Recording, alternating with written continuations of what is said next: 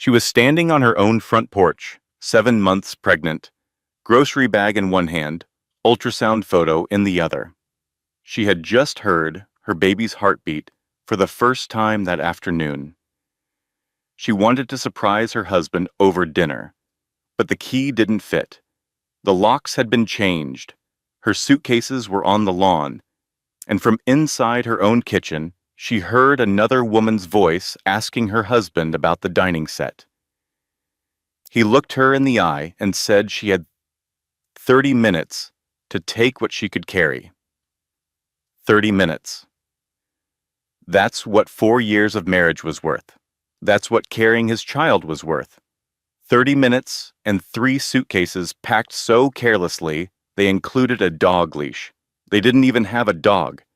He threw her out for his secretary, called the baby a complication, filed papers claiming she abandoned him.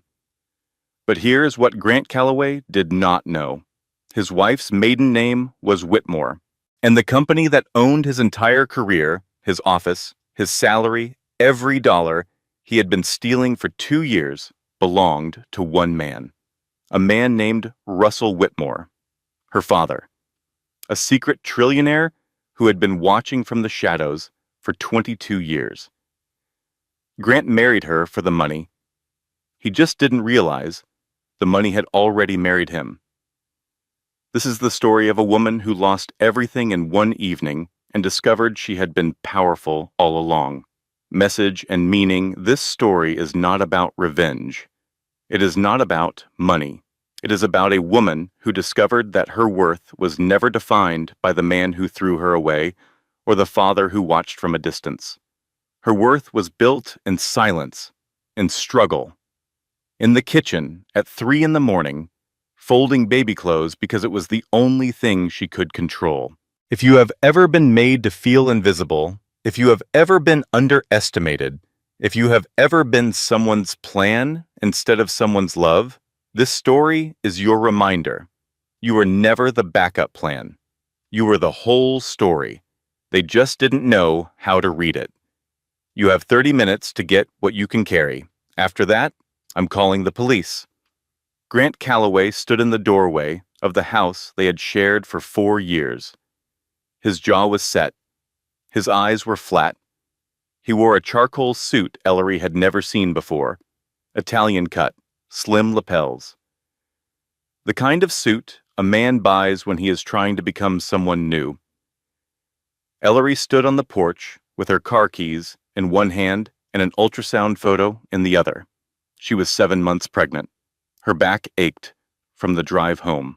Her feet were swollen.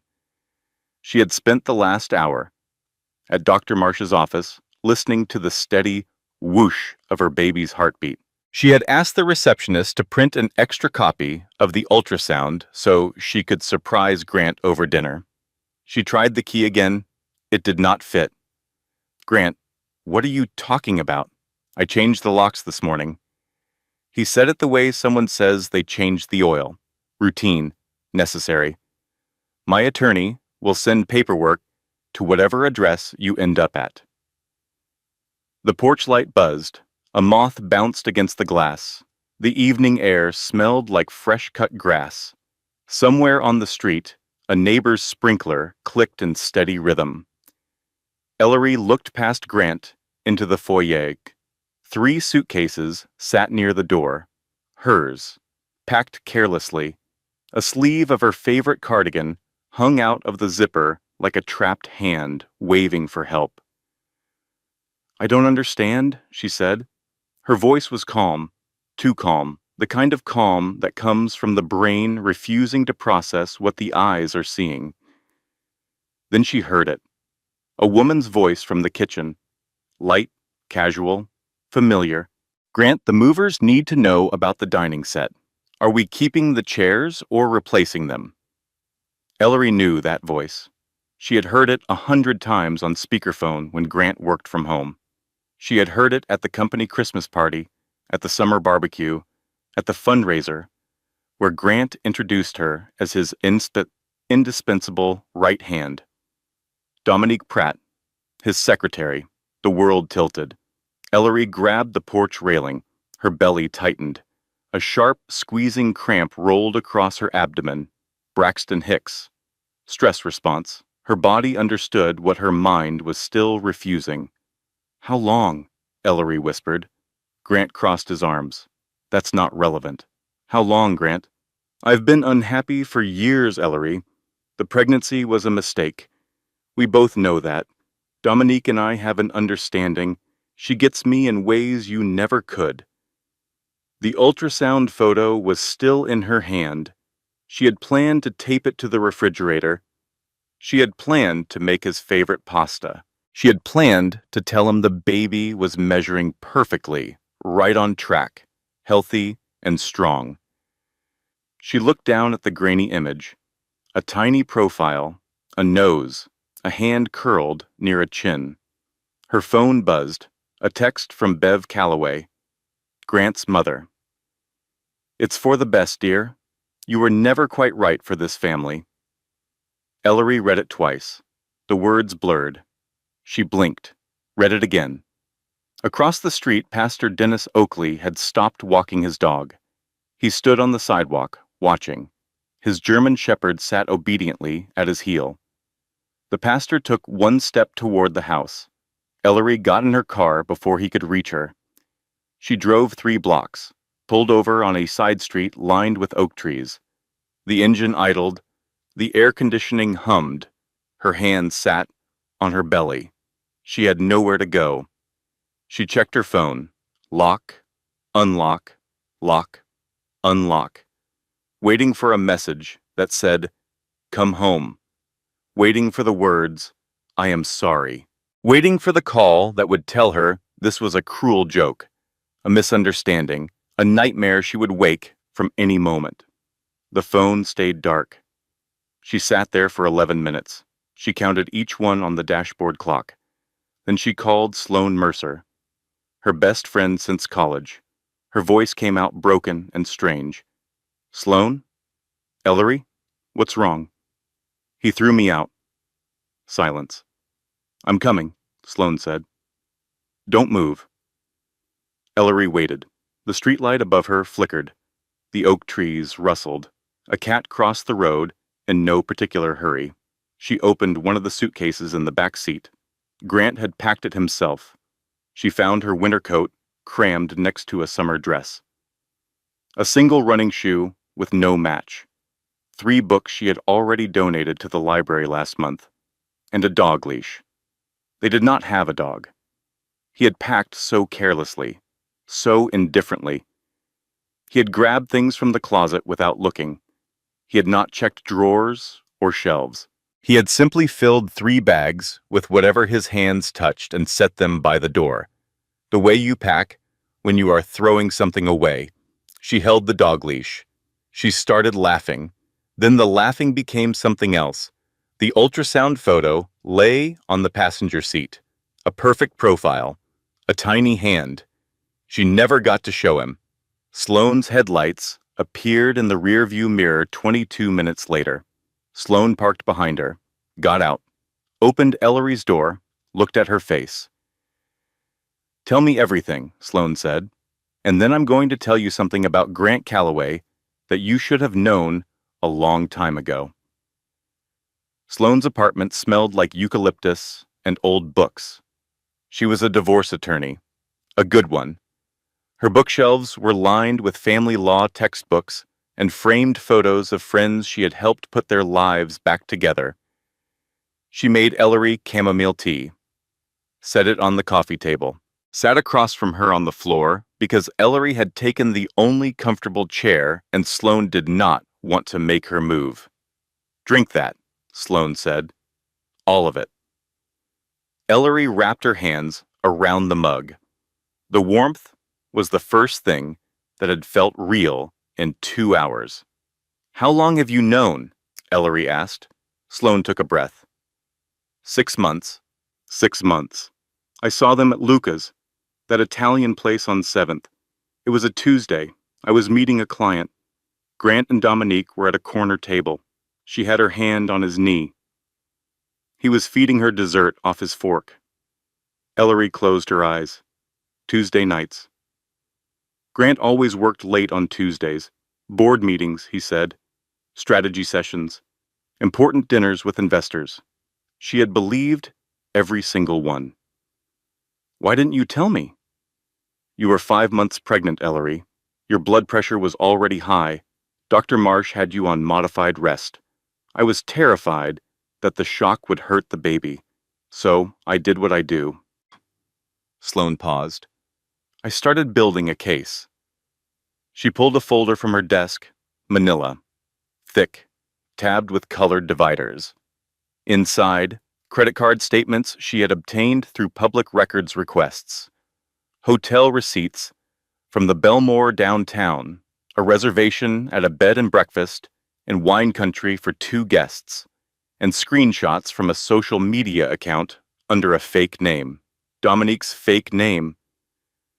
The photos on the account were taken in Ellery's house, in Ellery's kitchen. One showed Dominique wearing Ellery's robe, the white waffle one with the embroidered initials. A gift from Ellery's mother before she passed. The photos were dated. The earliest was 14 months ago. 14 months.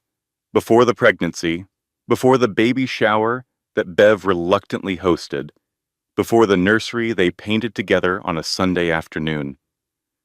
Robin's egg, blue. Grant had smiled that day. He had kissed the top of Ellery's head and said, "This is going to be the best room in the house." 14 months ago, he was already sleeping with Dominique. He knew about the affair when Ellery told him she was pregnant. He stood in their bathroom.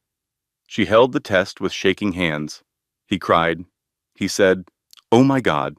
He said, "We are going to be a family." He poured sparkling cider because she could not have champagne, all while sleeping with his secretary. "God," Ellery whispered. Not a prayer, an exhalation. I knew, somewhere underneath everything, I knew, every time he turned his phone face down on the table, every time he came home, smelling like different soap, every single time he said, "Don't wait up." I knew. She pressed her palms against her eyes. "I'm not crazy," she said. Her voice was low and hard. "I was never crazy." Every instinct I doubted. Every gut feeling I talked myself out of. It was all right. Sloane let her sit with that. Did not rush in with comfort or strategy. Just let the truth settle. After a while, Ellery asked the question that had been forming since the porch. Why me? Why did he marry me? I'm a freelance graphic designer. I've never had money. My father left when I was 8. My mother raised me alone on a nurse's salary. There's nothing to gain from being with me. Sloane sat forward. Her eyes narrowed the way they did in depositions when she was circling something. That's the part I haven't figured out yet, she said. Grant pursued you, Ellery. Hard.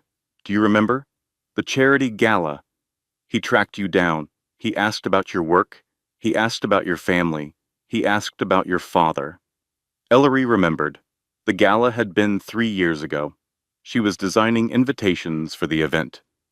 Grant approached her near the silent auction table. He was charming, specific. He asked questions nobody else had ever bothered with. Where did you grow up? What does your father do? Do you have siblings? Are you close with your family? At the time, she had thought he was genuinely interested. Now those questions felt like an interview, a background check dressed up as flirtation. He targeted you, Sloane said. I'm sure of it. I just don't know why yet. That night, Ellery could not sleep. She lay on Sloane's guest bed. The sheets smelled like lavender detergent. The baby kicked against her ribs. She picked up her phone, scrolled through old photos, their wedding day, the honeymoon in Savannah, the pregnancy announcement, Grant's hand on her belly, his grin. She zoomed in on his eyes, searched for the lie. Was it there in the wedding photos? Was it there the day they moved in? Was it there the morning he brought her breakfast in bed and said, "You are my whole world"? She deleted 3 photos, then retrieved them from the deleted folder. deleted them again, retrieved them again, put the phone face down on the nightstand, picked it up, put it down. At midnight, Sloane's phone buzzed in the next room. Ellery heard her get up, heard her pace, heard her say a word that divorce attorneys probably should not say out loud. Sloane appeared in the doorway. Her face was tight. Grant just filed an emergency motion. He's claiming the house, but still Bavis, but both cars, all joint accounts. She paused. And Ellery, he's listed grounds for divorce as abandonment. He's saying you left him. The ceiling fan turned above the bed, around and around. Ellery watched it. A moth had gotten inside and was circling the light. He threw me out, Ellery said. He changed the locks while I was at my doctor's appointment. I know, and we're going to prove it. But right now, on paper, Grant Calloway is telling the court that his pregnant wife walked out on him, and his mother is telling everyone else the same thing. The fan clicked. The moth circled. The baby kicked. Ellery put her hand on her stomach and felt the small, sharp jab of a heel or an elbow. A tiny person, fully formed, waiting to arrive in a world that had just turned upside down. Then we need to tell the truth louder than they can lie, Ellery said. The next morning, Sloane worked the phones, filed counter-motions, requested an emergency hearing, drafted affidavits. She moved through the legal system like a woman who had done this 100 times, because she had. But she was worried. She told Ellery over coffee at the kitchen table. Grant works for Whitmore Holdings, massive company, deep pockets. Their legal team has 40 attorneys.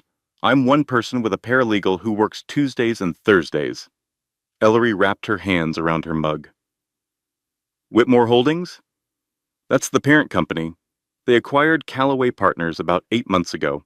Grant's been walking around the office like he owns the place. But technically, he's an employee now. The holding company calls the shots. Whitmore. The name landed differently than it should have. It sat in her chest, familiar, uncomfortable, like a word on the tip of her tongue. Whitmore was her maiden name, before she took Calloway, before she became Grant's wife and Grant's project and Grant's carefully constructed accessory, Ellery Whitmore. She said nothing to Sloane, not yet. It was probably a coincidence. Whitmore was not an uncommon name. There were Whitmores everywhere, in phone books and on mailboxes and carved into headstones in every cemetery from Maine to California. But that night, after Sloane fell asleep, Ellery sat on the bathroom floor with her laptop balanced on her knees and typed 2 words into the search bar. Whitmore Holdings. The company had no public face, no smiling founder on the About page, no headshot in the annual report, just layers of corporate structure. Shell companies nested inside shell companies. Subsidiaries with names like Whitmore Capital Group and Whitmore Ventures International and WH Asset Management. The portfolio was staggering. Real estate across 12 states, technology firms, energy companies, a shipping logistics operation, financial services. Estimated valuation of the combined holdings was difficult to pin down, but one financial analysis site used a word Ellery had never associated with an actual person: trillionaire. She scrolled deeper. Archived articles from 20 years ago. Business registrations in Delaware, a single mention in a trade publication from 2004. R. Whitmore, founder of the eponymous holding company, continues to expand quietly into energy and technology sectors. R. Whitmore.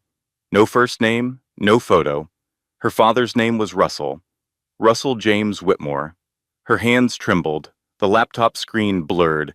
She wiped her eyes and looked again. She found the Delaware registration.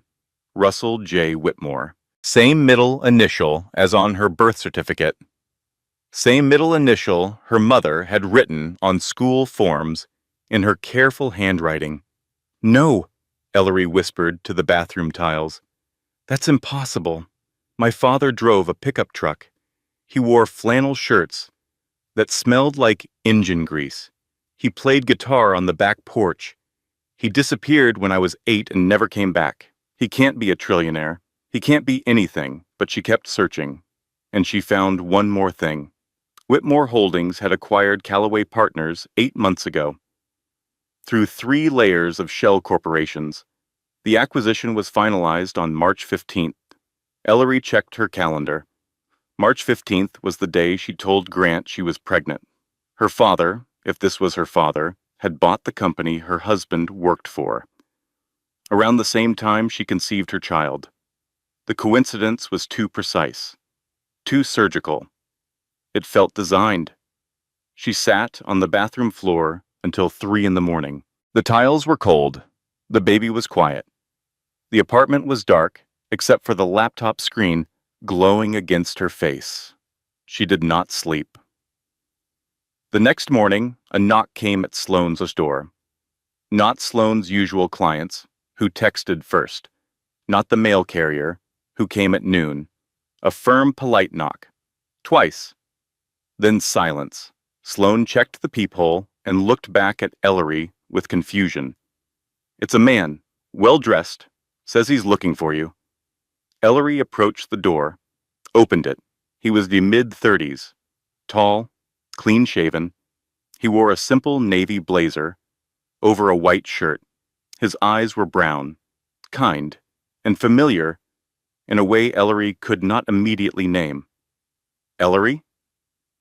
He said it gently, like a question he already knew the answer to. I'm Teddy, Theodore Whitmore. I'm your brother. Ellery gripped the doorframe. I don't have a brother. You do. Dad remarried after he left. Briefly. I was born a year later. I've known about you my entire life. He paused. I've been watching out for you, from a distance, at Dad's request. Ellery's knees softened. Sloane was behind her in an instant, one hand on her back. Maybe we should sit down, Sloane said. They sat in the living room, Teddy on the edge of the armchair, Ellery on the couch, with a pillow clutched against her chest like armor. Teddy explained it simply. Russell Whitmore left when Ellery was 8. Not because he wanted to, because her mother, Patricia, demanded it. Patricia had discovered the scope of Russell's growing wealth. She feared what it would do to Ellery, the attention, the danger, the way money reshapes a child's understanding of the world. Patricia made Russell promise to stay away, to let Ellery grow up normal, to let her struggle and earn and learn the way Patricia believed children should. And Russell, because he loved Patricia, and because he believed she was right, agreed. But he never stopped watching. Dad set up a trust in your name before you were born, Teddy said. He's funded it every year since. He's attended every major event of your life. Graduation, your first gallery showing. He was in the back of the church at Mom's funeral. Ellery's breath caught. He was at my mother's funeral? Back pew. Left before the reception. He said he didn't have the right to stay. The room was quiet. The clock on Sloane's wall ticked. Outside, a garbage truck grumbled down the street. He watched me eat rice and beans for Christmas dinner, Ellery said. Her voice was flat, controlled. He watched me work 2 jobs in college. He watched my mother die after 30 years of double shifts. And he had $1 trillion. Teddy did not flinch. Yes. Why are you here now? Because your husband threw you out, and Dad is done watching. Teddy's phone rang. He glanced at it, silenced it, then looked at Ellery with an expression she could not quite read, something between urgency and sorrow. Dad wants to meet you, today, but Ellery, there's something else you need to know first. He set his phone on the table. Grant knows about Dad. He's always known. That's why he married you. The clock ticked. The garbage truck moved on. The baby kicked twice. Ellery sat on Sloane's balcony, alone that evening. The city stretched below, lights coming on in windows, people making dinner, living their ordinary lives. She held her belly. The baby shifted, a slow roll under her ribs. She was not processing the trillionaire revelation. Not yet. That was too large, too abstract, too impossible. She was processing the smaller, sharper truth. Her father had been there, not there, watching, not touching, present in his absence and absent in his presence for 22 years. She thought about her mother, Patricia Whitmore, who became Patricia James after the divorce, who worked 12-hour shifts at Mercy General, who came home smelling like antiseptic and hospital coffee, who helped Ellery with algebra at the kitchen table and fell asleep sitting up because she was too tired to walk to bed. Her mother had chosen that life, chosen struggle over comfort, chosen independence over dependence. And Russell had let her. Ellery did not know if that was love or cowardice. Maybe it was both. She did not cry. She was too confused to cry. She just sat, and the baby kicked again. And the city lights came on one by one, like slow, blooming stars. The meeting with Teddy continued the next morning. Sloane made them all sit at the kitchen table like civilized people. She put out orange juice and toast. Nobody ate.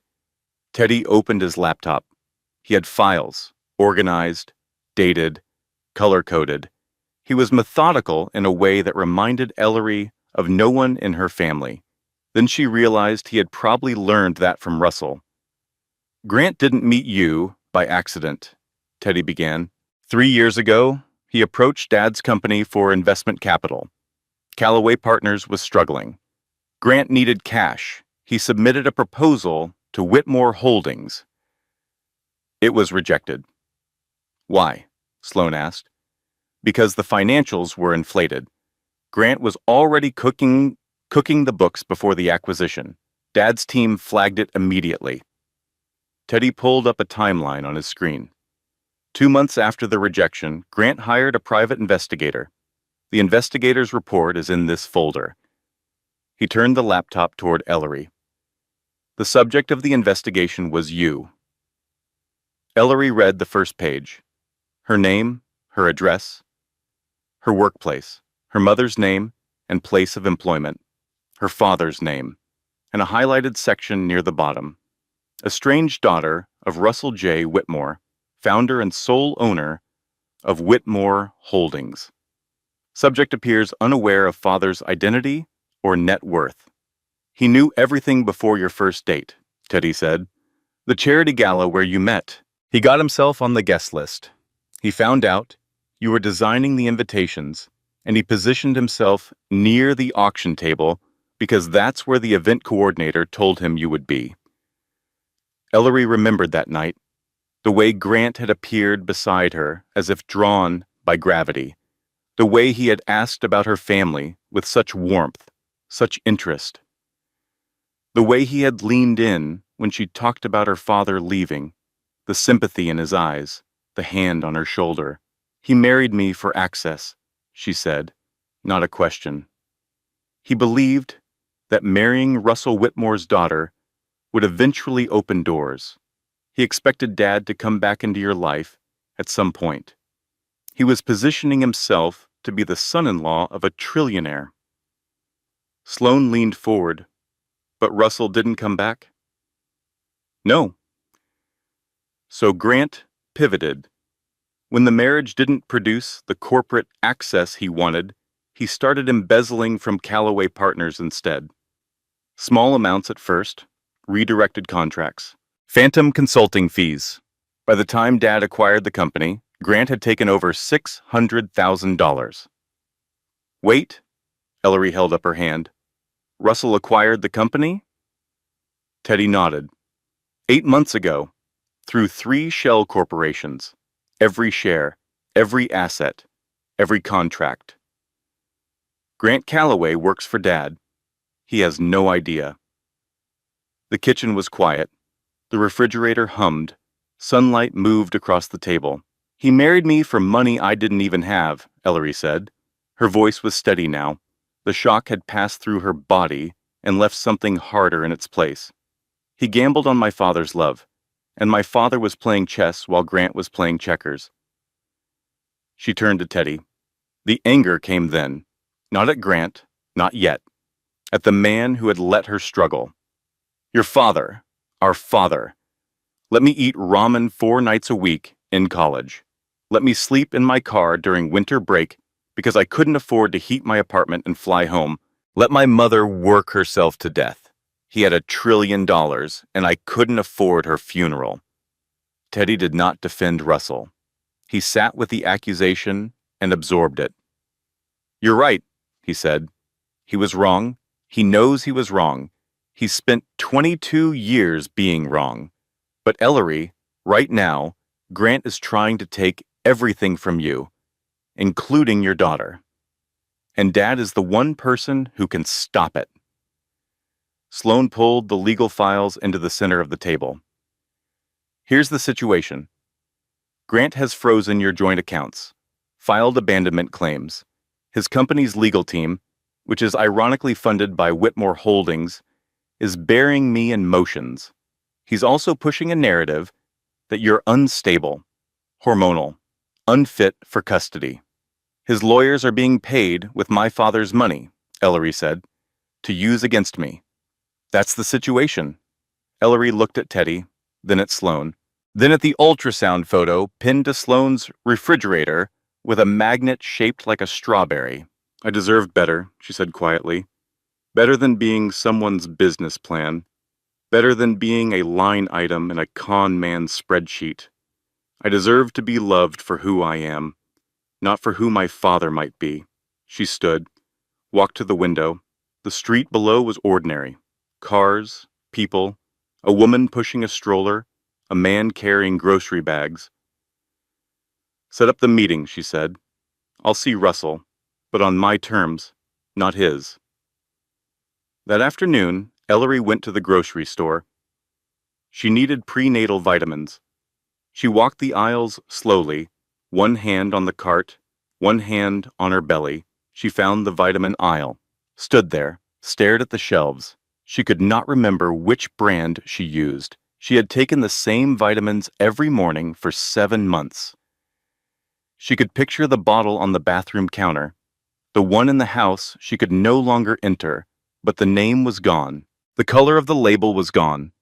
Everything was gone, except the row of identical bottles staring back at her. Tears fell into the shopping cart, silently. She did not wipe them. A woman in scrubs paused beside her. Are you okay, honey? Yes, Ellery said. I'm fine. Thank you.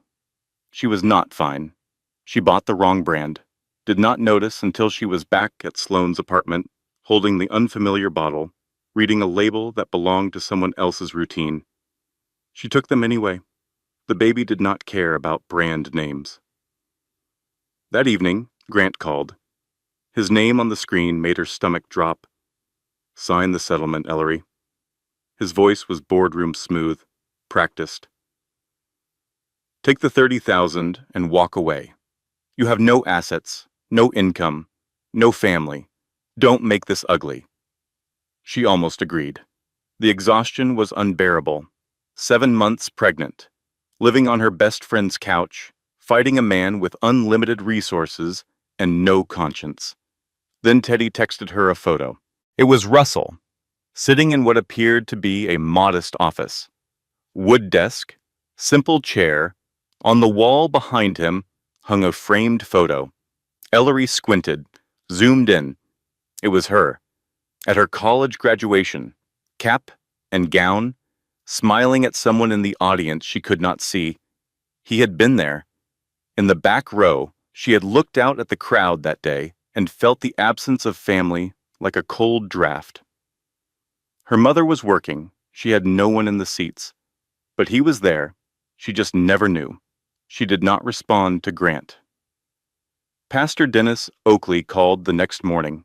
His voice was deep and deliberate, a voice accustomed to speaking to people in crisis. Mrs. Calloway, I was there Tuesday evening. I saw everything. I saw your husband put suitcases on the porch. I saw you arrive home from what appeared to be a medical appointment. I saw you leave in distress. I have lived on Maple Drive for 31 years. and I have never seen anything like what I witnessed. Ellery sat on the edge of Sloane's guest bed. Why are you calling me, Pastor? Because Bev Calloway is telling a very different story, and I don't abide liars. He had already spoken to 3 neighbors. The Andersons at number 44, who saw Grant carrying boxes out before Ellery arrived. The retired teacher at number 48, who heard Grant shouting through the open window. And the mail carrier, who noticed the locks being changed that afternoon. I'll put it in writing, Pastor Oakley said. I'll say it under oath, and I'll say it on the evening news, if it comes to that. It was the first time in days that Ellery felt something other than dread. A flicker. Brief, but real. The flicker did not last. Bev Calloway's campaign was working. The group text she had sent to family, friends, and church members had spread like ink in water. Ellery's freelance clients began canceling. Her biggest account, a small publishing house, emailed with careful corporate phrasing, "We think it's best to pause our collaboration while you focus on your health." The subtext was unmistakable. The crazy pregnant wife narrative was winning. Sloane filed a cease and desist against Bev for defamation. Bev's lawyer responded within hours. Expressing concern for a family member's emotional well-being is protected speech under the First Amendment.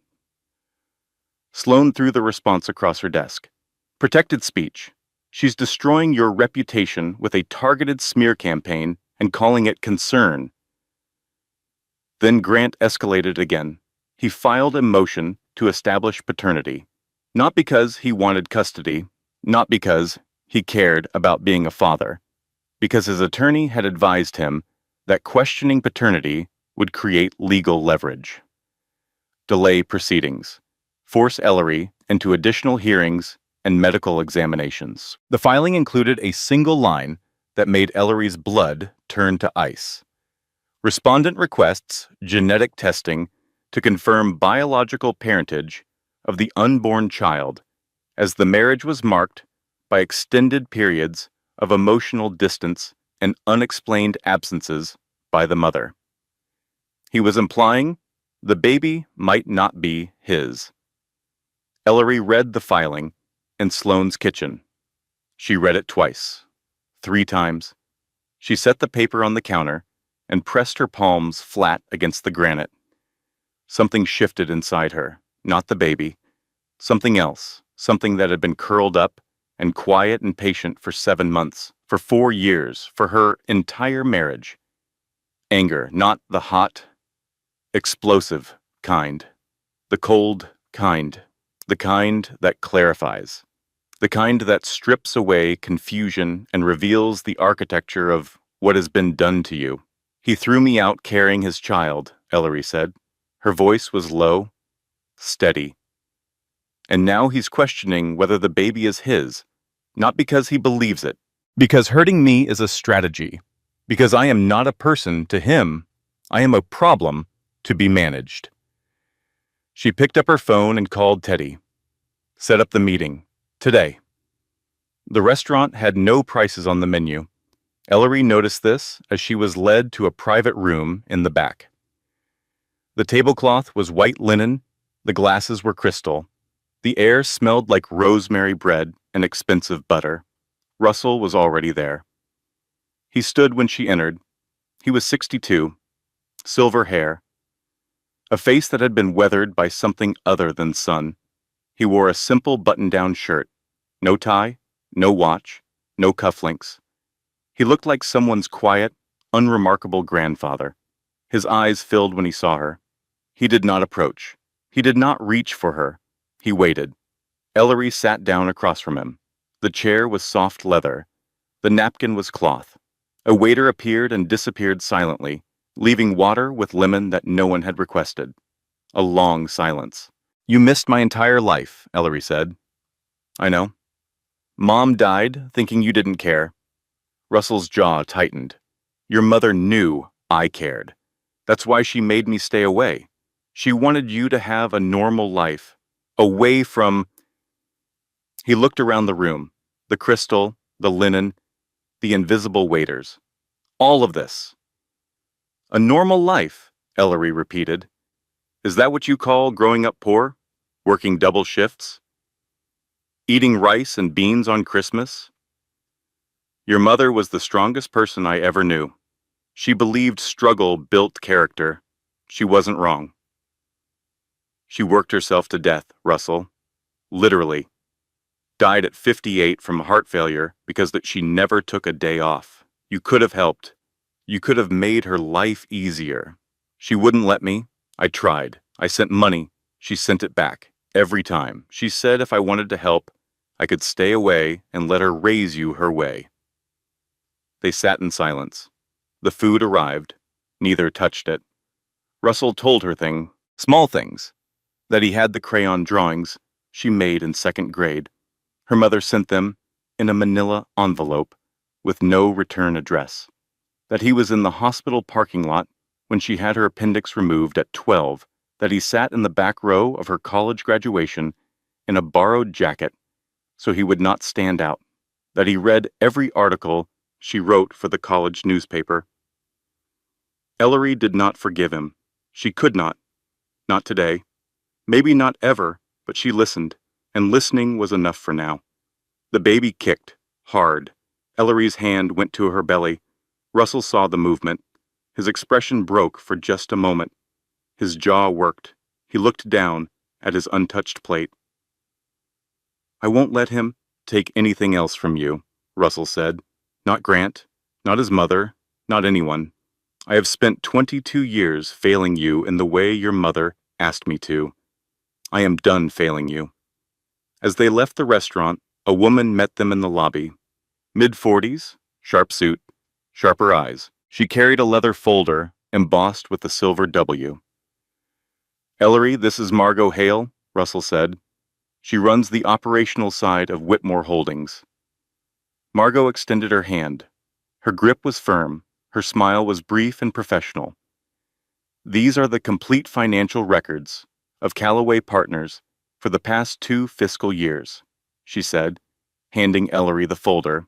Every transaction, every disbursement, every line item. She paused. Let the folder's weight settle in Ellery's hands. Your husband has been embezzling from his own company for 26 months. Redirected contracts, phantom consultants, personal expenses charged to operating accounts. The total is just over $600,000. Margot looked at Russell, then back at Ellery. The company he's been stealing from? Your father owns it.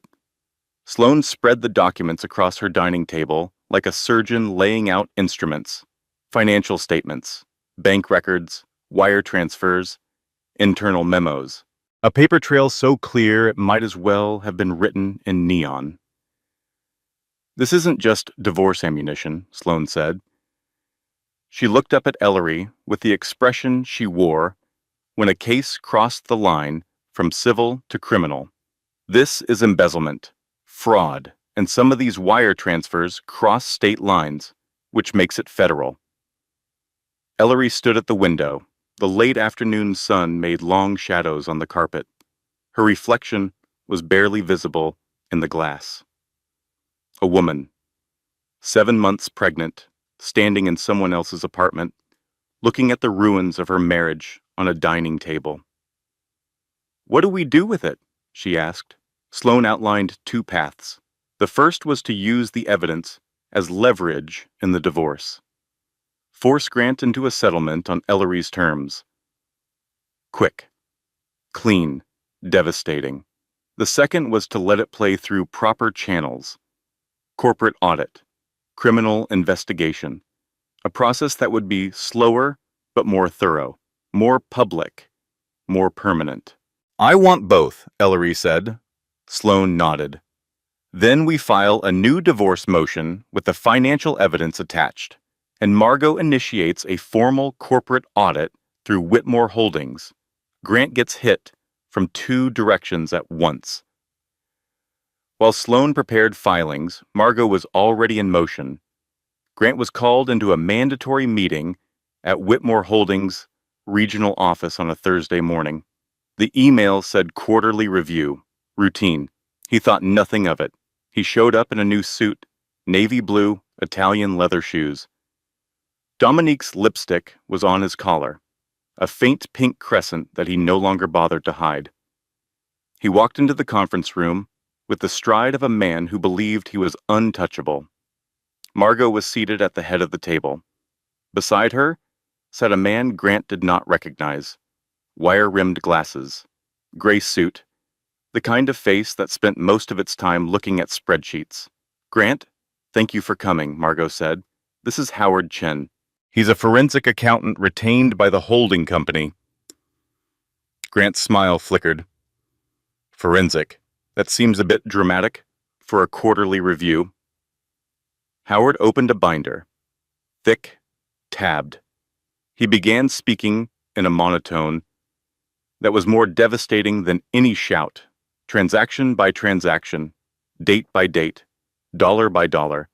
The phantom consulting firm that shared a mailing address with Dominique's apartment.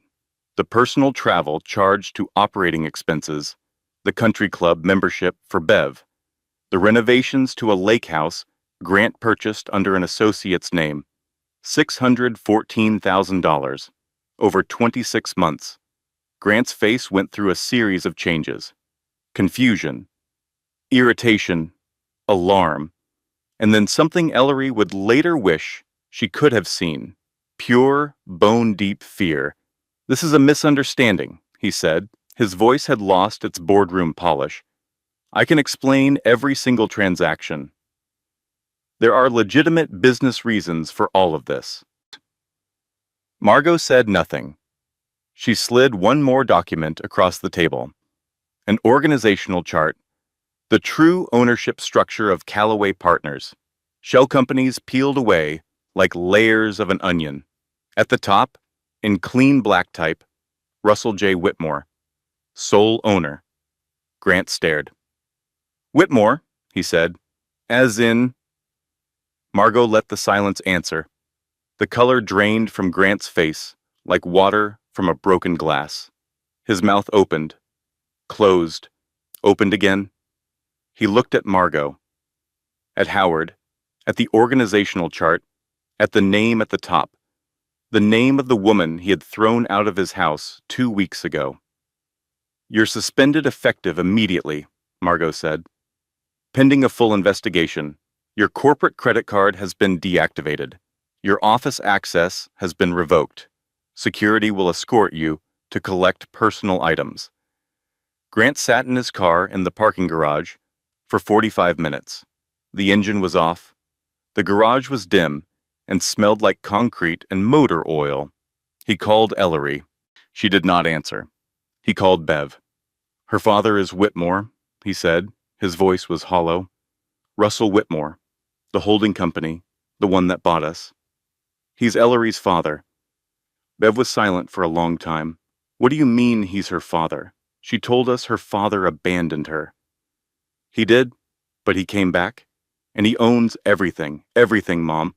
The company, the building, my office, my salary, everything." Bev's silence stretched. When she spoke, her voice had the thin, careful quality of a woman recalculating her position. "How much trouble are you in?" "I don't know yet." "Then stop calling me and call your lawyer." She hung it up. Across town, Ellery sat in Sloane's guest bedroom. It was 3 in the morning. The apartment was dark, except for the lamp beside the bed.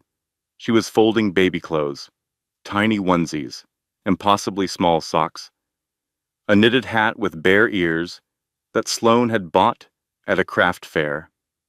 She folded each piece precisely, smoothed the fabric, aligned the edges, refolded the ones already done. Her hands needed something to do, something small and manageable and within her control. She was not thinking about Grant, or his face in the conference room, or the $600,000, or the organizational chart.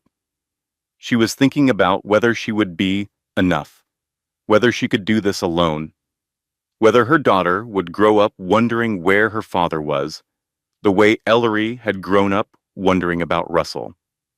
The hat with the bear ears was soft against her fingers. She folded it 3 times before getting it right. Then Dominique called. Ellery almost did not answer, but something made her swipe the screen. Maybe curiosity, maybe exhaustion, maybe the fact that it was 3 in the morning and normal rules did not apply. I know you don't want to hear from me, Dominique said. Her voice was different than Ellery expected. Not aggressive, not defensive, small, but I need you to know something. He told me you were already divorced. He told me you had left. He told me there was no baby. Ellery said nothing. I believed him, Dominique continued. I know that sounds pathetic. I know you probably hate me, but he lied to me the same way he lied to you. Different lies, same man. Ellery hung up. She did not owe Dominique comfort or absolution or anything at all. But something in the woman's voice, the shock, the dawning realization of having been used, planted a seed, a small one, buried deep. She set down the bear hat, turned off the lamp, lay in the dark, and listened to the apartment breathe. The baby kicked once, softly, like a whisper. The stress found her body before her mind could build a wall around it. Dr. Colleen Marsh called Ellery personally at 7:45 in the morning. Not the office, not the nurse, Dr. Marsh herself. Your lab work came back. Your blood pressure numbers from the home monitor are trending in a direction I don't like. I want you to come in today, not tomorrow, today. At the hospital, the numbers confirmed what Ellery's body already knew. Blood pressure 152/98. Protein in her urine. Swelling in her hands and feet that was not just pregnancy anymore, preeclampsia risk. At 32 weeks, Dr. Marsh admitted her. Monitors were attached, an IV placed. The room was white and beige and smelled like antiseptic and anxiety. We need to get this under control, Dr. Marsh said. Her voice was gentle, but her eyes were serious. The baby is healthy right now. Your placenta is functioning well. But if your blood pressure keeps climbing, we may need to have a conversation about early delivery. Ellery lay on the hospital bed. The monitors beeped in steady rhythm. Her baby's heartbeat filled the room. A fast, strong gallop. 142 beats per minute. The most reliable thing in her world. Her phone sat on the bedside table. 47 text messages from Sloan, from Teddy, from her freelance clients, some canceling and some sending awkward well wishes. From Bev Calloway, whose message she read because she could not help herself. I hope you're happy. You've ruined my son's life. No message from Grant, not one. The man who had thrown her out while she carried his child. The man who was questioning that child's paternity in court documents. The man who had orchestrated their entire relationship as a financial strategy. He could not be bothered to send a single text to ask if she was alive. At 2 in the morning, a nurse came to check vitals. Young, tired, kind eyes above a blue surgical mask. How are you feeling? Scared, Ellery admitted. The first time she had said it out loud. The nurse adjusted the blood pressure cuff, read the numbers, made a note. Your baby is strong, she said, smiled. Just like the woman carrying her. Her. The nurse said her. Ellery blinked. Her? Oh. The nurse's eyes widened. I'm sorry. Did you not know? I saw it on the chart. It's a girl. The room was quiet. The monitors beeped. The fluorescent light hummed. A girl. She was having a daughter. Ellery put both hands on her belly, felt the baby move, a slow roll, a stretch, a tiny person turning in her sleep. I will not let my daughter's first story be that her mother was thrown away, Ellery whispered.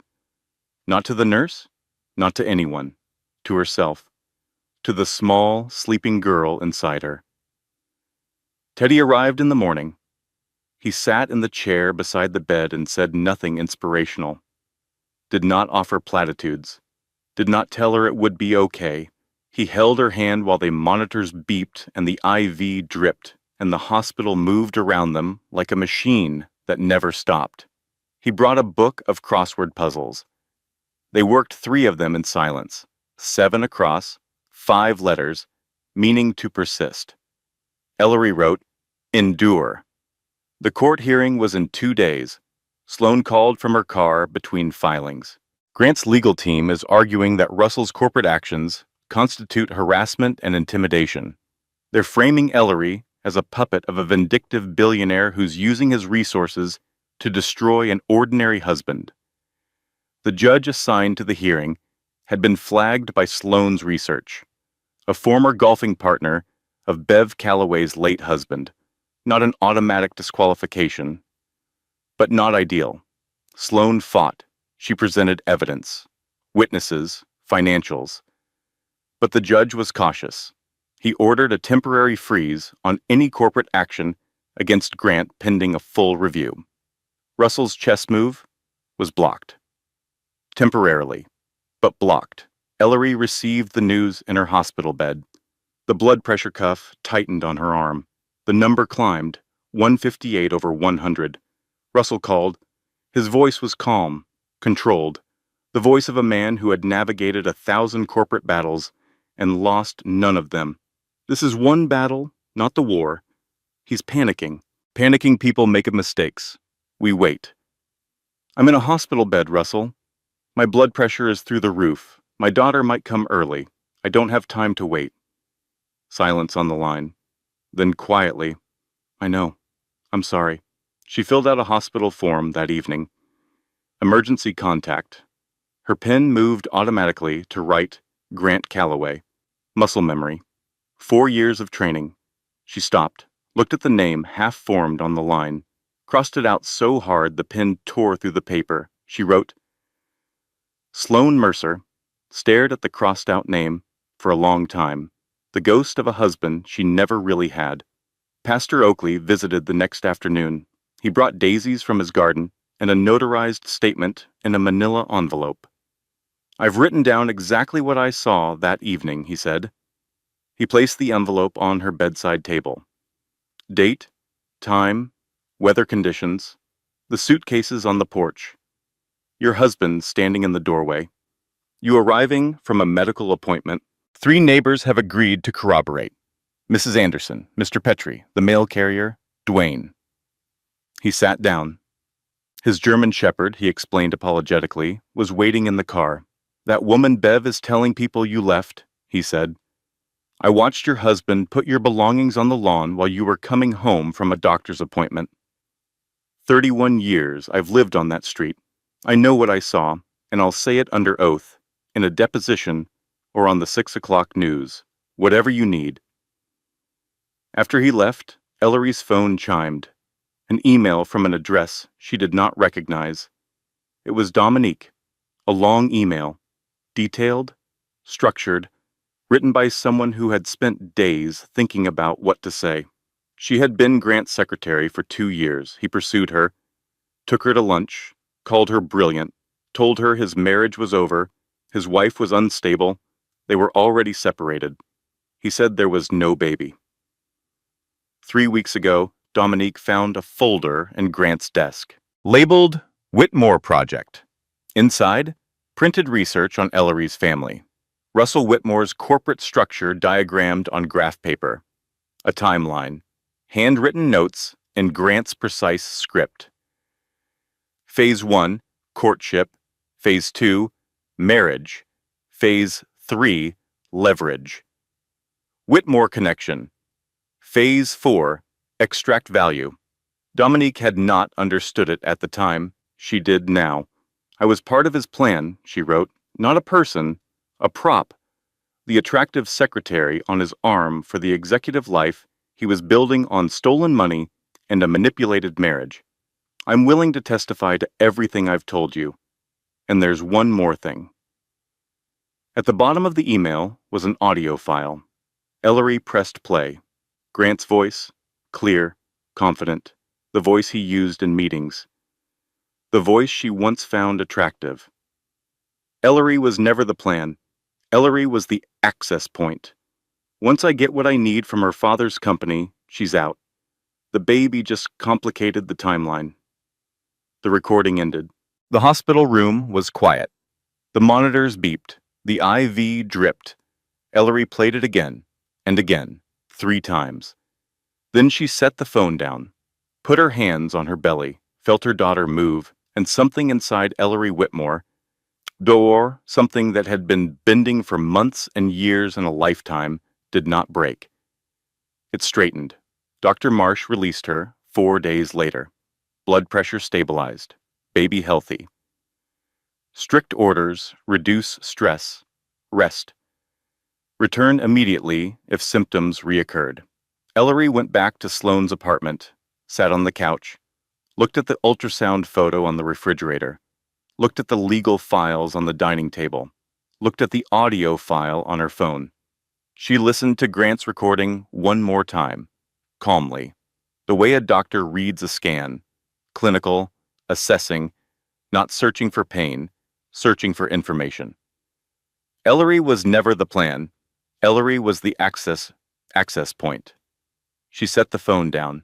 She had expected the recording to make her feel something new: devastation, rage, some final breaking that would either destroy her or set her free. But what she felt was clarity, clean and cold and sharp. She was never a wife. She was an investment vehicle, a means to an end, a name on a document that connected Grant Calloway to Russell Whitmore's money. Everything else, the proposal, the wedding, the painted nursery, the pregnancy tears, was performance. A long con performed with genuine skill by a man who understood that the most convincing lies are the ones wrapped in real emotion. She called Russell. "I've made a decision," she said. "I'm listening. I don't want his company destroyed. Not yet. I don't want him arrested. Not yet. I want him to sit in that courtroom and hear the truth. Every lie, every manipulation, every dollar, in front of every person he tried to impress. I want him to watch it all fall apart while he's wearing that Italian suit and can't do a single thing to stop it." Russell was quiet for a moment. "We could end this quietly. A settlement, a sealed agreement." He signs, walks away. You never hear from him again. Quietly is what he's counting on. Quietly is how men like Grant survive. They whisper and manipulate and cover their tracks, and everyone agrees to be polite about it. I'm done being polite. Then we proceed publicly. Sloane filed a motion for a new hearing, conflict of interest challenge, against the first judge. The documentation was thorough. The Calloway family connection, the golf outings, the campaign contributions. The new judge approved within 48 hours. The courtroom was smaller than Ellery expected. Wood paneling, fluorescent lights. The American flag in the corner needed ironing. It was not the dramatic marble cathedral she had imagined. It was an ordinary room where ordinary people came to divide their lives into before and after. Grant sat at the defendant's table. He had lost weight. His suit fit differently. His attorney, a corporate litigator from a firm that specialized in protecting men with money, shuffled papers with practiced calm. Sloane stood, and she began. Pastor Oakley's testimony came first, steady, unshakable. He described the evening in detail: the suitcases, the locked door, the pregnant woman standing on the porch in the golden hour of a Tuesday evening. He described Grant's posture, Dominique's voice from inside, Ellery getting into her car. 3 neighbors corroborated. Mrs. Anderson saw Grant carrying boxes out of the house at 2 in the afternoon. Mr. Petrie heard shouting through his kitchen window. The mail carrier, Dwayne, confirmed the locksmith had arrived at noon. Then the financial evidence. Howard Chin, the forensic accountant, took the stand. He presented 26 months of embezzlement in the same devastating monotone that had emptied the color from Grant's face, transaction by transaction, shell account by shell account. $614,000 redirected from a company Grant did not own to accounts he controlled. Grant's attorney objected 7 times. Each objection was overruled, then the recording. Dominique's voice on the stand was quiet but clear. She described how she found the Whitmore Project folder, how she slowly understood what Grant had done, how she obtained the recording from a voicemail Grant had left for a college friend, bragging about his strategy. The audio played in the courtroom. Grant's voice filled the room. Ellery was never the plan. Ellery was the access point. Once I get what I need from her father's company, she's out. The baby just complicated the timeline. The courtroom was silent. The judge's pen stopped moving. Grant's attorney stared at the table. Grant looked straight ahead. His face was a mask. But his hands, flat on the table in front of him, were trembling. The judge's ruling was swift. Full financial disclosure ordered from Grant. Temporary restraining order, emergency spousal and child support, and a formal referral to the district attorney's office for the embezzlement. Outside the courthouse, gray sky. The parking lot smelled like wet asphalt.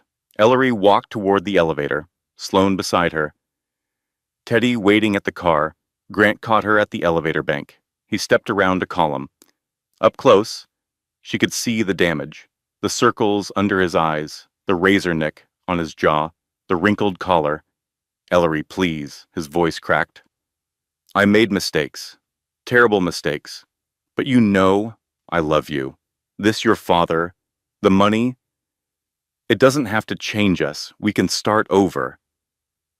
She looked at him, really looked, not through the lens of the woman who had loved him, not through the fog of 4 years of carefully constructed intimacy. She looked at him the way Sloane had taught her to read a contract, clause by clause, word by word. She did not see the man she married. She saw the man he had always been. You called our daughter a complication, she said, on a recording, while planning how to use me and throw me away. The elevator doors opened. She stepped inside. Goodbye, Grant. The doors closed. She drove back to Sloane's apartment, but she took a detour, down Oak Street, past the old neighborhood, past her mother's house. Someone else lived there now. Different curtains in the windows, yellow instead of white. A child's bicycle lay on its side in the front yard. The garden that Patricia had tended every Sunday was overgrown. Ellery parked across the street, did not get out, just looked, her mother's kitchen window, where Ellery used to sit doing homework while Patricia made dinner after a 12-hour shift. The steam from the stove, the smell of chicken and rosemary, the sound of her mother humming something without melody, just sound, just presence. She sat there for 5 minutes. The baby shifted, a slow turn. Then she started the car, pulled away from the curb, did not look in the rearview mirror. She was smiling, not because the sadness had left, but because something else had arrived beside it. Something that felt like the beginning of something she did not yet have a name for. That evening, she baked her mother's banana bread. From memory, 2 overripe bananas, a cup and a quarter of flour, half a cup of brown sugar, 1 egg, a quarter cup of melted butter, a pinch of cinnamon that Patricia always called a generous pinch, which meant half a teaspoon at least. The apartment filled with the smell, sweet, warm, familiar. The smell of Sunday mornings and snow days and the kitchen of a woman who built a life out of nothing but love and stubbornness. Sloane came home from the office, smelled the bread, said nothing, took a slice. They sat on the kitchen floor because there were only 2 chairs at the table and the floor was cleaner anyway. They ate warm banana bread in silence. The best silence either of them had experienced in weeks. Russell asked to meet again. Same restaurant, same private room, same white tablecloth and invisible waiters, and bread that probably cost more per loaf than Patricia's weekly grocery budget. But this time, Ellery sat across from him differently. Her spine was straight, her hands were still. She was not performing composure. She had it. "There's something else I need to tell you," Russell said. He set his water glass down carefully. "I should have told you the first time we met. I wanted to, but I was afraid it would be too much at once." Ellery waited. "When you were born, I set up a trust. In your name. Your mother knew about it, but refused to let you access it. She said she would tell you when you turned 30, but she died before your 29th birthday. The trust was never activated. It's been accruing for 30 years. He paused. "It's worth $400 million. The words landed in the space between them like stones dropped in still water. Ellery watched the ripples without moving. $400 million, she repeated. Yes. I was an heiress. Technically, yes. While I was sleeping in my car during college winter breaks, while I was choosing between groceries and textbooks, while I was wearing the same interview suit to 8 job applications because I couldn't afford a second one. Yes. She sat with this. The trust meant she was never poor. Not really. She had been poor because her mother chose pride over comfort, because Russell respected that choice even when it cost his daughter everything, and Grant had known. The private investigator's report, the one from before their first date, had included the trust. Grant had married her, knowing she was worth $400 million. The charity gala, the courtship, the proposal, the pregnancy, all reverse-engineered from a number on a financial document. My mother let me struggle so I'd be strong, Ellery said slowly. You let me struggle because you promised her you would. Grant married me because the struggle was temporary and the money was permanent. She looked at Russell. Everyone was trying to manage my life, and none of you asked me what I wanted. Russell nodded. He did not argue, did not defend, just nodded. What do you want now? He asked. I want my daughter to grow up knowing the truth, all of it. The money, the poverty, the lies, the love. I want her to decide for herself what kind of life to build. She paused. And I want Grant Calloway to answer for what he did. Not because of revenge, because the truth matters. Because my daughter deserves a mother who didn't let a con man rewrite her story. The legal machinery moved with the precision of systems designed for exactly this kind of reckoning. Grant was officially terminated from Calloway Partners. His office was cleared, his name badge deactivated.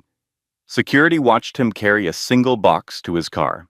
Inside, a desk lamp, a coffee mug, a framed photo of himself shaking hands with someone important at a conference. No photos of Ellery, no photos of the baby.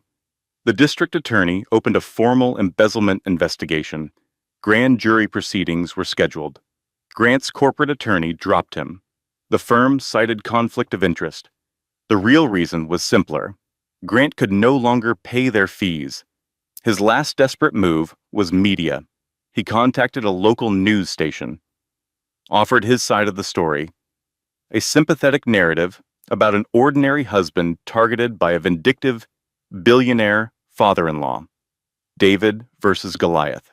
The little guy crushed by the machine. But Pastor Oakley had already called the same station. So had 3 neighbors. So had Dominique, who provided a copy of the recording and the Whitmore Project folder. The story that aired was not Grant's version. It was Ellery's. Not the story of a trillionaire's daughter getting revenge. Not the story of corporate warfare or financial titans settling scores. The story of a pregnant woman standing on her own porch in the golden hour of a Tuesday evening, watching her husband change the locks. A woman who had nothing, or thought she had nothing, and found her way through the anchor's closing line. Sometimes the most powerful thing a person can do is simply tell the truth. Grant showed up at Sloane's apartment 3 days later, uninvited, unannounced. He looked diminished.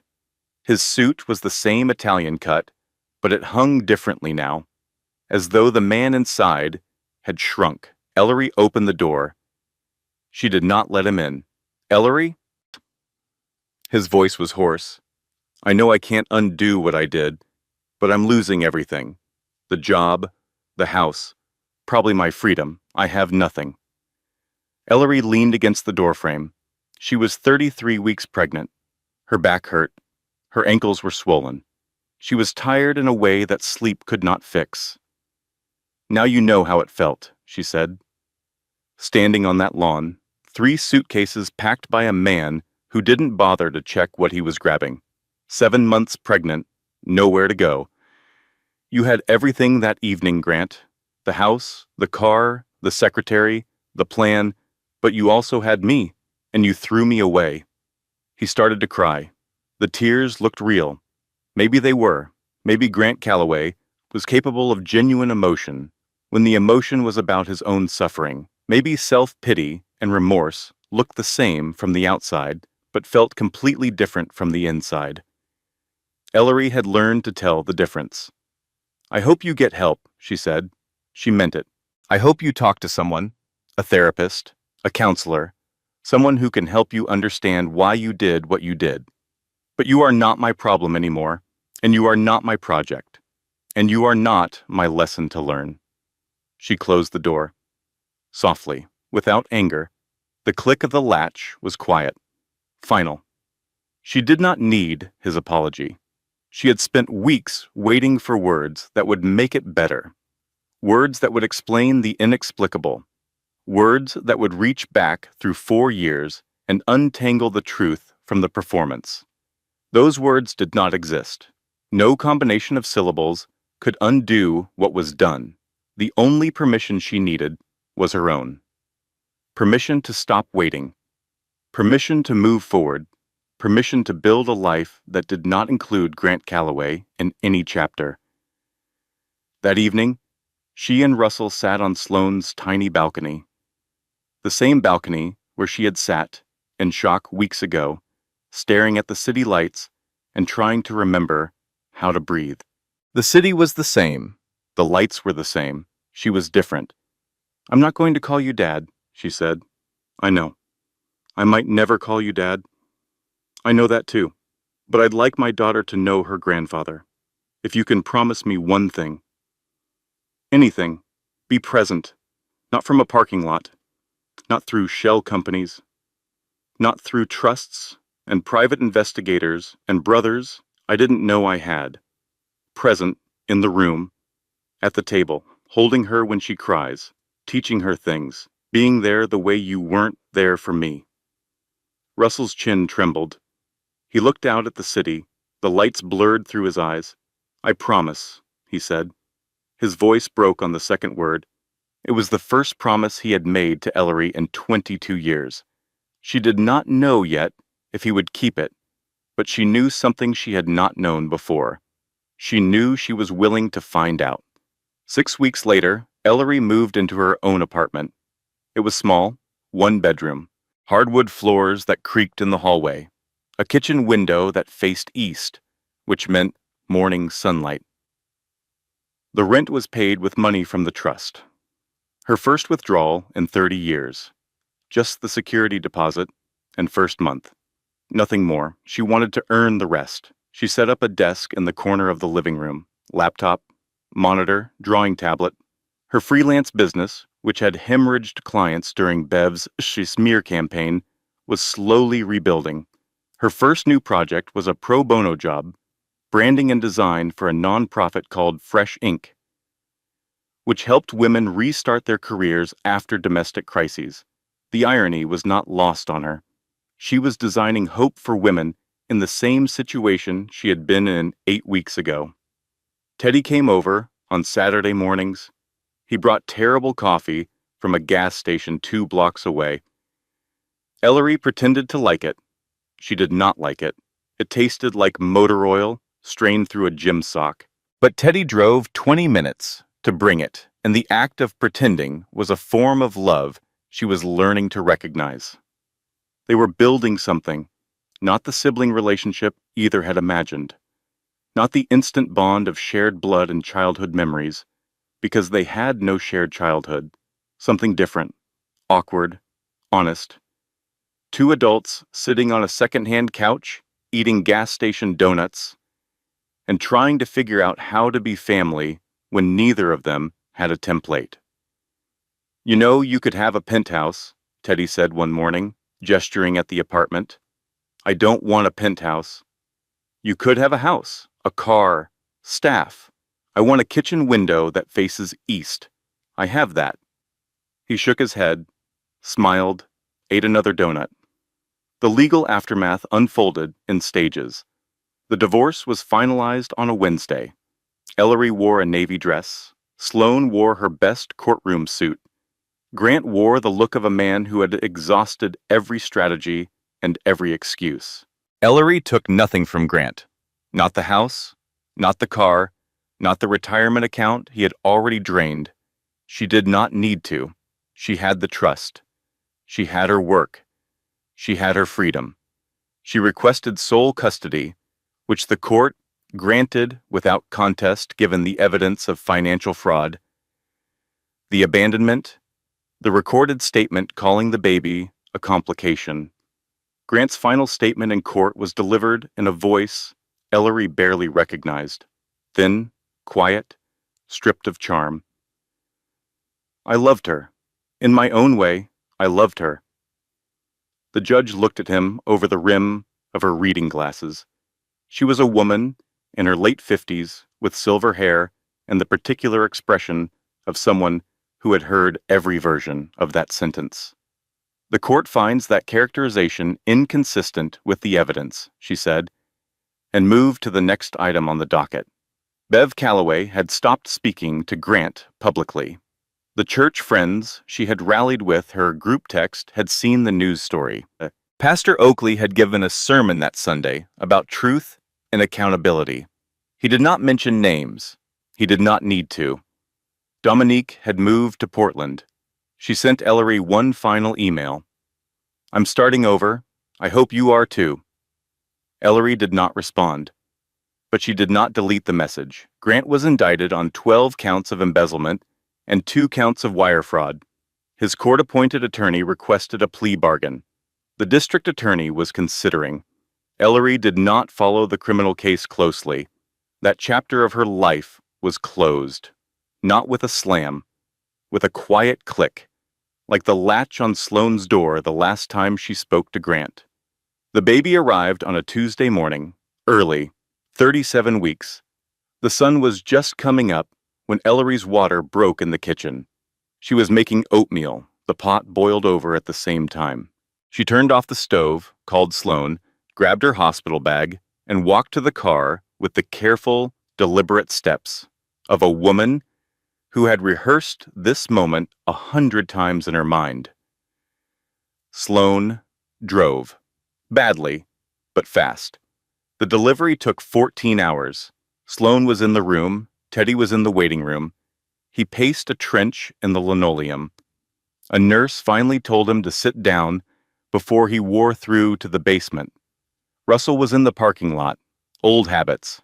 Ellery sent a nurse to get him at 4:17 in the morning, 43 minutes after the baby was born. There's a man in the parking lot, she told the nurse. Silver hair, probably sitting in a very unremarkable car. Tell him his granddaughter is here. Russell walked into the hospital room the way a man walks into a cathedral, slowly, reverently, afraid to breathe too loudly. The baby was in Ellery's arms, 8 pounds, 2 ounces, a full head of dark hair, eyes that were still the unfocused blue of every newborn, but would later settle into her mother's brown. Russell stood at the foot of the bed. His hands hung at his sides. He was trembling. Would you like to hold her? Ellery asked. He nodded, could not speak. She placed the baby in his arms. The trillionaire, the man who owned companies and buildings and portfolios worth more than the annual budgets of small nations. standing in a hospital room at 4 in the morning, trembling, holding 7 pounds and 14 ounces of everything that mattered. The baby grabbed his finger, tiny hand, iron grip. Russell made a sound that was not quite a laugh and not quite a sob.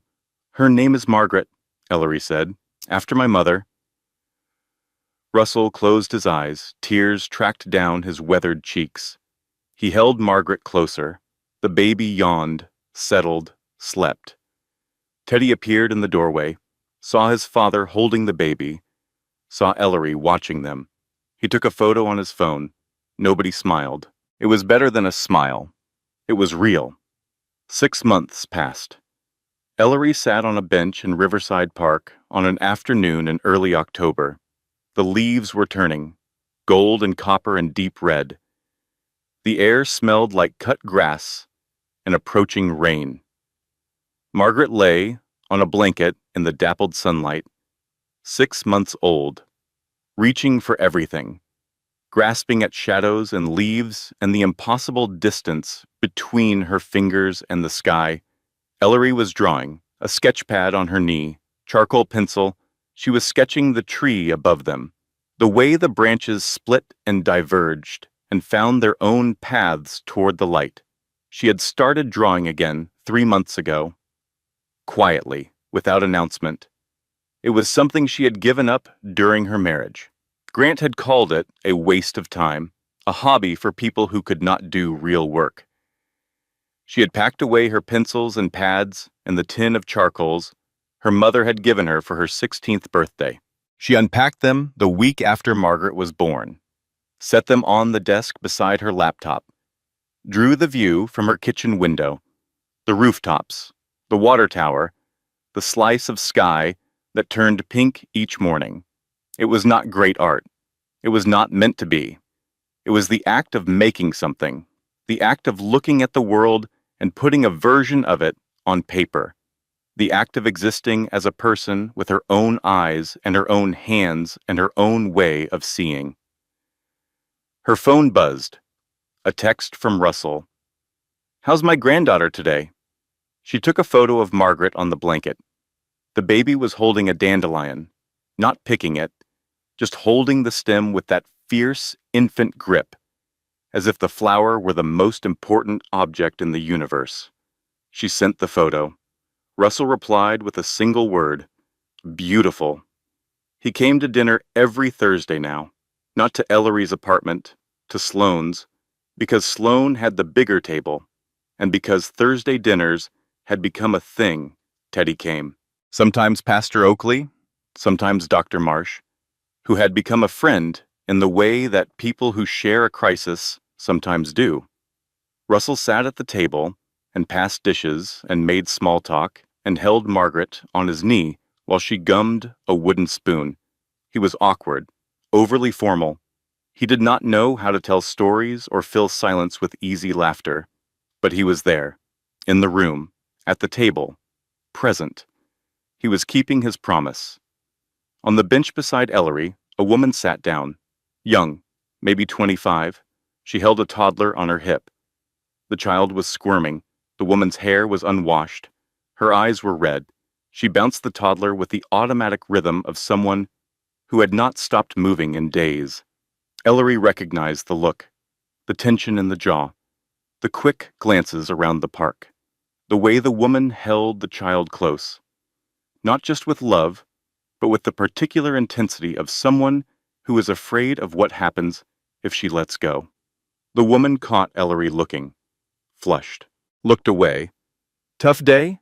Ellery said. The woman laughed. It came out broken, exhausted, the laugh of someone who has not been asked a kind question in a long time. "You have no idea," she said.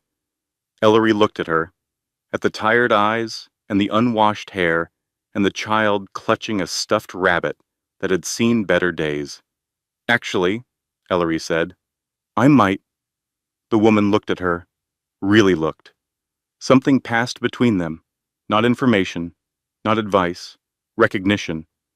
The silent acknowledgement between two people who have walked the same dark road and come out the other side with their hands full and their hearts bruised but beating. "I'm Ellery," she said.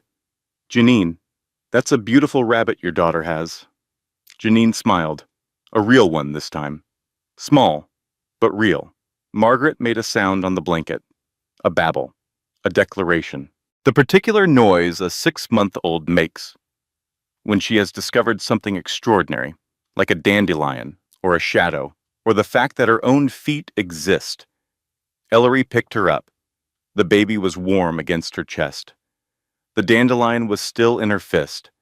She held it like a torch. Somewhere across town, Grant Calloway was in a conference room with his court-appointed attorney, reviewing the terms of a plea deal that would alter the course of his next several years. Somewhere in a modest office that did not match his net worth, Russell Whitmore was looking at the photo of Margaret and the dandelion. He had already printed it. It hung on his wall beside a crayon drawing of a house that a 7-year-old Ellery had made 23 years ago. 2 pieces of paper, the beginning and the next beginning. Ellery stood, settled Margaret on her hip, gathered the blanket and the sketch pad and the charcoal tin. "Nice to meet you, Janine," she said. "You too." Ellery walked home. Not the home she had lost, not the house on Maple Drive with the changed locks, and the Italian suits and the secretary in her kitchen. Not the guest bed at Sloane's apartment, or the hospital room where her blood pressure climbed. The home she built, the 1 bedroom with the creaky floors and the east-facing window and the desk in the corner, where she drew the world as she saw it. The afternoon light was golden. Margaret reached for it. Her small hand opened and closed, grasping at something she could not hold. The dandelion seeds had scattered somewhere between the park and the sidewalk, gone, carried on a breeze that Margaret had made with her own small breath. Ellery did not look back. She walked forward, into the light, into the home she built, into the life that was hers. The dandelion seeds drifted, found the cracks in the sidewalk, settled in the soil, and waited to grow. If this story touched something in you, if it reminded you of your own strength or someone you love, leave a comment and tell me. Share it with a friend who needs to hear it today. Hit that subscribe button so you never miss a story like this. And if you are going through your own storm right now, just know you are not alone. We are here every single week with stories that see you. Closing disclaimer. This content was carefully researched, developed, and manually edited by our team to deliver meaningful storytelling with real emotional value and life lessons for our audience.